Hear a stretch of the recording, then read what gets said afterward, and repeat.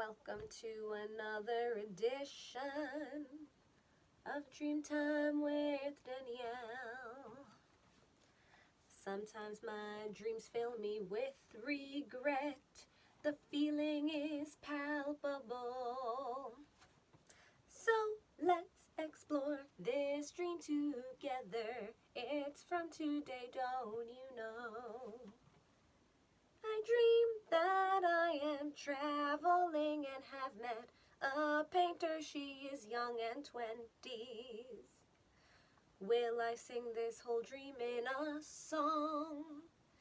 Probably, and yet will I post it? I don't know if I can do this for long.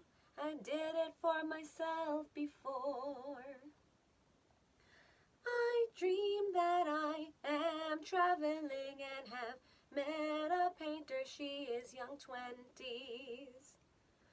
Blonde and tells me she crafts unique paintings based on what templates we choose. She goes on to paint silver eyes over a skull, and then with a flick of her brush she turns it into a new set of eyes. I am intrigued and decide to pick some templates and commission a painting. I pick a skull and she shows me a poster board with Dr. Seuss. It's all white with a puzzle piece heart. It has a clockwork gear in the heart. She takes it away and I tell her I like it and to use it. So she starts on a painting for me. That's when I look down and see my plane ticket has me scheduled for 2 flights today, and one takes off in just 2 hours. I ask if the painting can be sent to me, since I can't stay and wait for it to be finished, and she says no. I feel regret that it can't be finished and that I don't have the time to stay. I take my unfinished painting with me and I exit through a door, and suddenly find myself flanked by my brother left and an old friend to my right. We are back in Staten Island. Confused, I wonder why I had a second flight scheduled. Looking down at my itinerary, I see this flight would take me to Italy and then back home. I'm glad to be back on Staten Island, and I don't take the second flight. That's the end of this dream.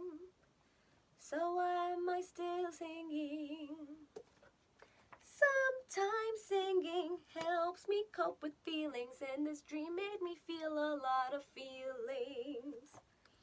Let's discuss and see if I can get out of this rhythmic pattern, I'm sure.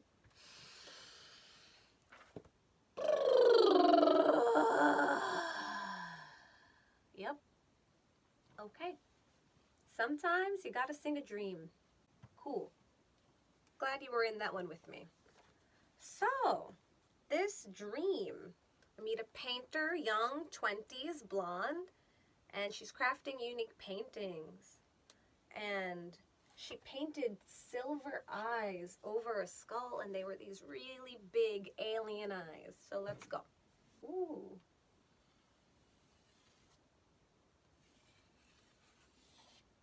Here's a skull with really big alien eyes, and they were silver. But this is on a canvas. let's start there before we even go deeper. A canvas often represents a blank slate. It is pure potential. It's pure opportunity. What will we do with it? In this case, there's a skull on it, and the skull has big silver alien eyes. Just realized I'm not wearing my ring today. I feel naked. Big silver alien eyes. Silver. Silver is a healing metal. All the metals have properties, and in fact, metals are also crystals. Fun fact. Metals carry different properties. Silver aligns with the moon. It aligns with healing and healers. Silver is actually found in a lot of healing ointments. In fact, I know my family is using a silver spray that kills viruses. We're very happy and grateful to have had those in the first place. So silver eyes, to me, are healing eyes. But alien eyes, alien, it means foreign, out of this world, not from here. So there's going to be some type of healing not from here. And if there's not going to be, there already is. Or from within, I'm experiencing a healing that's not from here. Skulls. They connect all the humans, don't they? Every human has a skull, and if they don't have a skull, it's a problem. Or they're dead. Except if they're dead, they should have a skull. Oh, my hair came undid. Sitting on the dock of the bay. I know, why that song, right? Just felt right. Music just pours out of me. Oh, I have a second pin.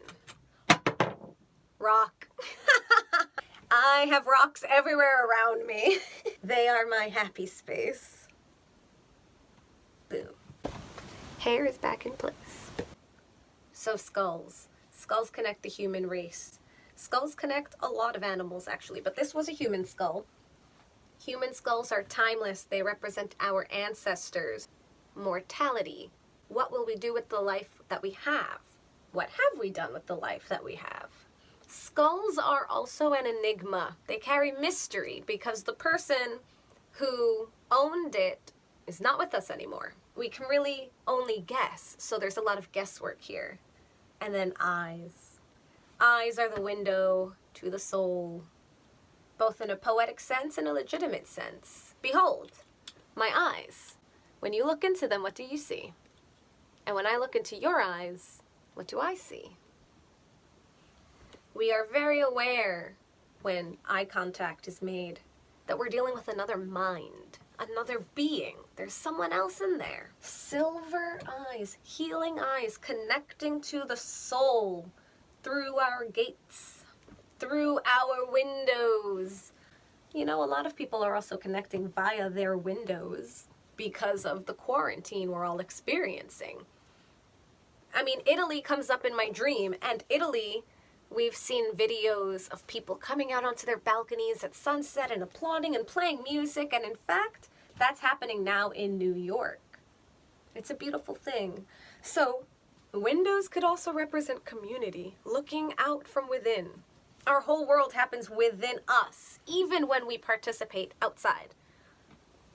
Truly, no one knows what goes on within us because we don't know what goes on within us unless we really take the time to sit and be present with ourselves. I do that sometimes. I don't do it all the time. And some people don't do it at all. So what happens next? With the flick of her brush, so let me just get a paintbrush up here. With the flick of her brush, she changes the eyes and they become regular eyes, human eyes. So let's do that. Those are eyelashes. But it was still a skull, so now this skull has functioning human eyes. It's very eerie, actually. But the painting was so cool that I commissioned one. Paintbrush, utensil, a tool, something that we use to create. It's like a wand, isn't it? Like a magic wand. With the paints that you choose, you will manifest whatever you want to put on that canvas. To me, this canvas represents life. My life. Because it's my dream, bitches. Excuse me. Oh, okay. So I decide to commission one, right? I've decided, yes, I'll take a life. One life, please. Because that's what I'm calling these paintings. So I pick a skull because she had an entire artist studio. There were actually skulls there. Were they real skulls? I don't know. Dream Danielle did not focus on that. I was just like, yeah, that skull. Ooh, also skulls represent ideas, mind, the thoughts, the mental realm, which is also the realm of air. If you remember back to a few episodes ago, if you were here a few episodes ago. Either way, skulls definitely tie into thought patterns, mental realms, ideas. So I pick a skull. Let's say I pick an idea. And then a template. And she shows me this blank Dr. Seuss. All right, goodbye. We're going to leave this canvas up, though, because it was a white poster. And it had an anatomically correct heart that had puzzle pieces. And then, like, a gear. This is the most fascinating part of the dream to me. The human heart is a mystery. These puzzle pieces, this cog, it represents all of the pieces that go on within. Now, we know the heart as a muscle. It is the first part of human life to form. And from the moment you exist to the moment you die, it is beating. It's pulsing blood, your life force energy throughout your body. We know that it has 4 ventricles. And in the dream, it would appear the ventricles are being represented by these puzzle pieces. And that's because our lives are a network of puzzle pieces that are fitting together or don't fit together and cause the gears to work or not work. Oh my gosh, it was so beautiful in my dream. I feel like I say that a lot. I feel like I dream beautiful dreams. But truly, this human heart with these puzzle pieces and this gear. Oh, I want to draw it better than this. I'm going to have to get some pen and paper and pencil and paint and paint. I have to art better, but this will do for now. The gear is part of a network. To me, this is all about the different pieces that come together. Yes, Danielle, I know I said that already. The different pieces that come together to create a big piece. When you look inside a clock, you see all these different gears that connect together and they roll together. And if one piece is missing, that clock is not going to work. So this is telling me there is space for everything that you need to function, but it's up to us to make sure that we've applied the correct gears, that we've incorporated the correct sizes. Do they fit?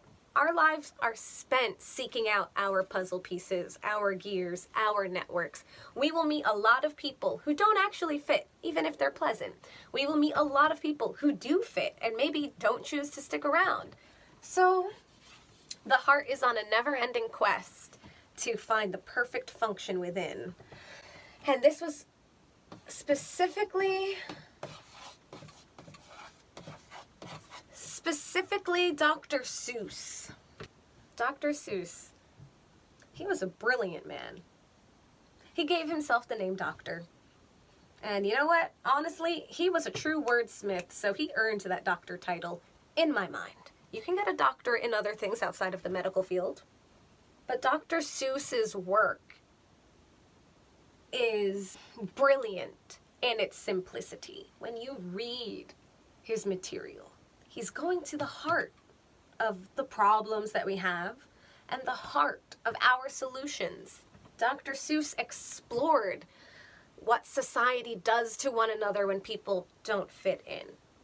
Dr. Seuss explored what happens to nature when you abuse it versus when you nurture it. Dr. Seuss explored how we treat each other and how that affects us in the day-to-day. So Dr. Seuss and this heart being connected absolutely makes sense to me in my mind, and I hope now they're connected for you too. I'm feeling very sentimental. Okay, so we have this here, but uh-oh, I look down at my itinerary and I've got a plane to catch. 2 planes, apparently. Who scheduled that? I want to talk to my agent. Oh, that's right, I don't have an agent. Damn! So I have 2 flights that I need to catch, and one of them leaves in 2 hours, so that's the number 2 twice. The number 2 is a number of balance. I am a Libra. My whole life is spent seeking balance, allegedly. Allegedly. Number 2 deals with pairs, partnerships, business dealings, romance, friendships, family. The number 2 is a completion of something. 1 is the loneliest number. I don't actually know how the rest of that song goes, even though I think I know how the rest of that song goes. Moving on. What else does number 2 represent? Well, the principle of balance is played out in nature, day and night. The sun and the moon, right? The sky and the sea, consciousness and subconsciousness. Number 2 is loaded with symbolism. We could be here all day if I picked apart number 2. Oh, hey, significance. My birthday is the 2nd of the month, so I'm a number 2, technically, if you want to chalk it up to that. And it's me telling me about my dream, so I do. I do. Ooh. Also, we were 2 people, this painter and myself. And remember, we're everyone in our dreams, so I'm also this painter. This painter represents the creative aspect of me, the artistic side of me, the part of me that wants to create, wants to explore, and wants to create for other people as well. And then the aspect that I'm sitting in as myself feels to me like the part of myself that doesn't allow the time that I really need to complete a project. Confession, I am notorious for having a ton of ideas and not giving myself the time I need. Not just accomplish these, but even like make a list. What do I need to accomplish this goal? Nah, too much work, I gotta go. Having 2 flights represents that I can be flighty. I'ma straight up confess it. I can be flighty, and I'm often flighty with myself. Flights travel and getting the heck out of there, right? Real fast. And I confess, I don't give myself the time I deserve. Why do I leave myself out behind? The truth is, I often dedicate my time to anyone else. Does my family need me? I'm there. Oh, does a friend need me? Hello. These have been my past repetitions. This is always what I would do. I would drop everything for other people, including dropping myself. The painting that I commissioned about the puzzle pieces of the heart, I don't get the project the way I want it because I don't have time for it. This is also about poor time management. I've got to swallow a lot of hard pills here today. Like I didn't know. Yes. My time management could use a lot of work. This is about poor time management. This is about being flighty with my wants and my needs. Ooh, I want that painting, but I need to go. And then after, I'm asking her, will you send this to me? Can I go and still get what I want? And she says, no, you can't. Real logic doesn't apply in a dream, so I take an unfinished painting.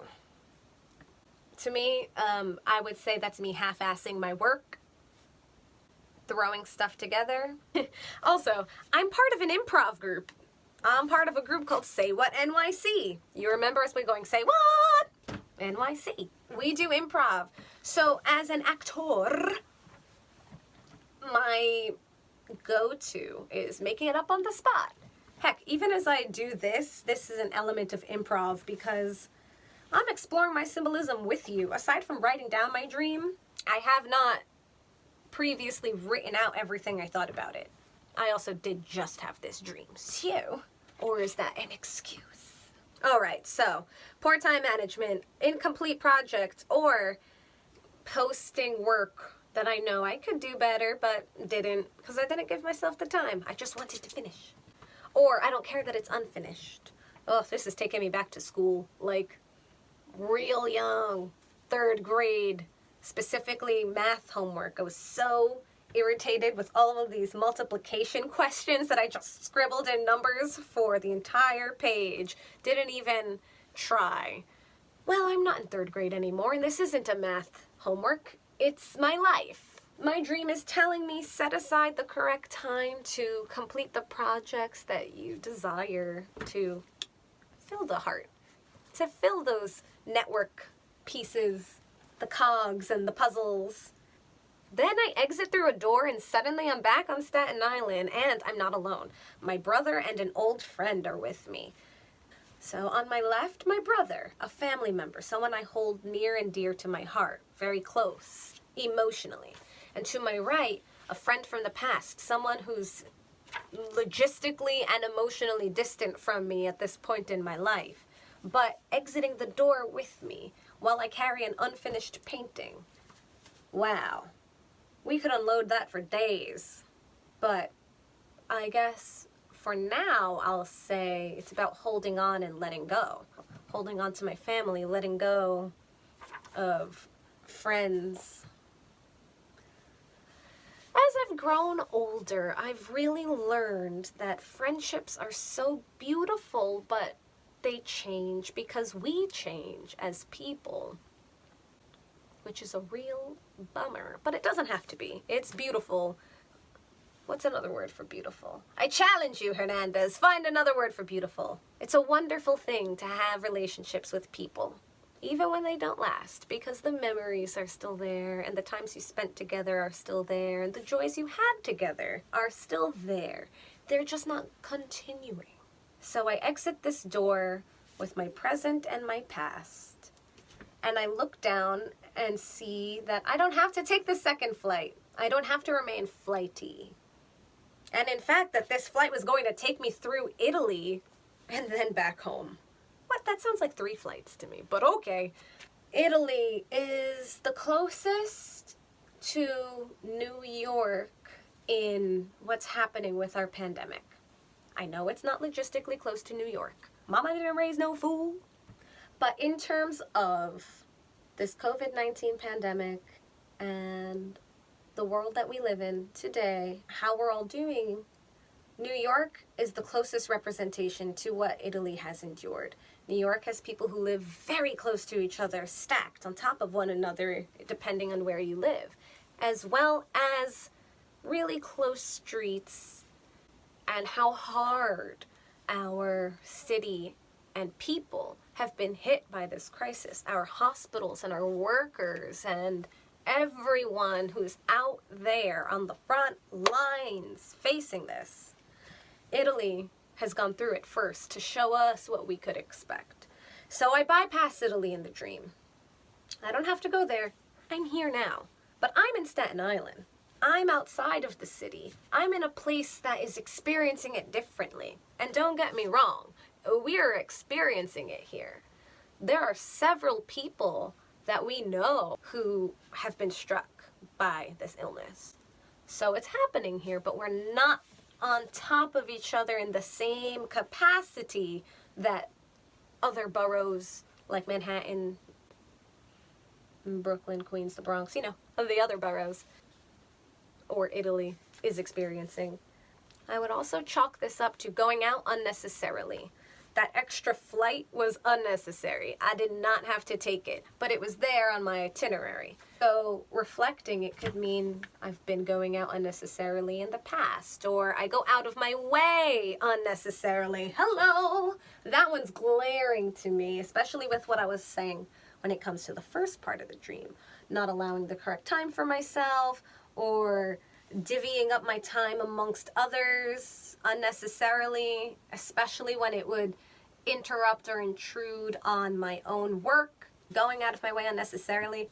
I could only tell you the amount of times that I've leisurely spent the day traveling home as slowly as possible, taking my time, going out of my way, simply because it was fun to travel home, or it's a beautiful spring summer day and I live in New York and it's beautiful and I love traveling.